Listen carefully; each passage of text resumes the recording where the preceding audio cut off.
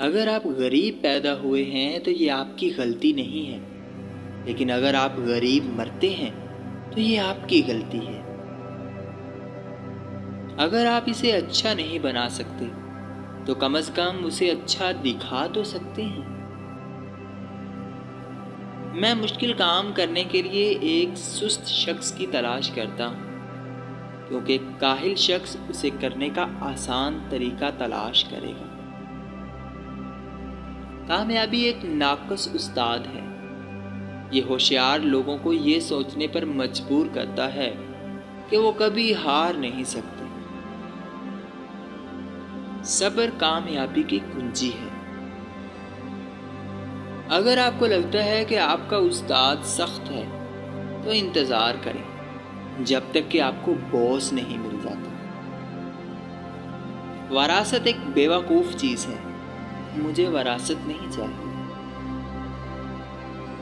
ہمیں سکون ان سے ملتا ہے جو ہم سے متفق ہیں، لیکن ترقی صرف ان سے ملتی ہے جو ہم سے متفق نہیں ہیں۔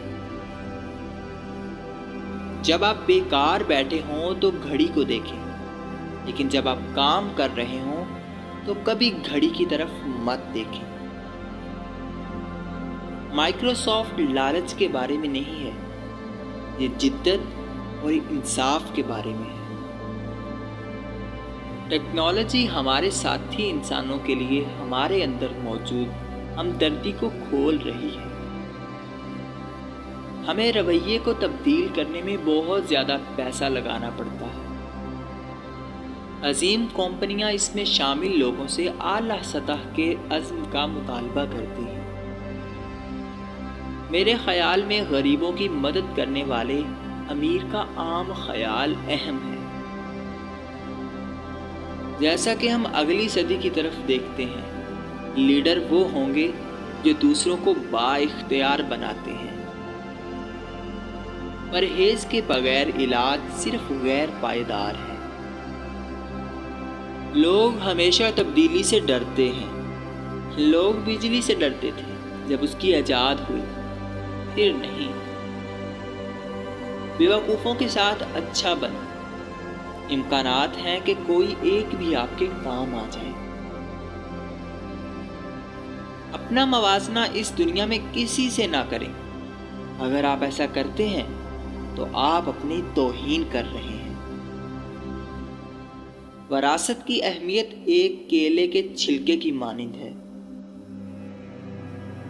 بڑا جیتنے کے لیے آپ کو بعض اوقات بڑے خطرات اٹھانے پڑتے ہیں۔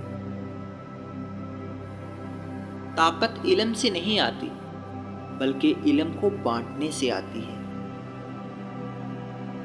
ٹیلی ویژن حقیقی زندگی نہیں ہے۔ حقیقی زندگی میں لوگوں کو کافی شاپ چھوڑ کر جاب پر جانا پڑتا ہے۔ ٹیکنالوجی صرف ایک اوزار ہے۔ بچوں کو ایک ساتھ کام کرنے اور ان کی حوصلہ افزائی کرنے کے معاملے میں استاد سب سے اہم ہوتا ہے۔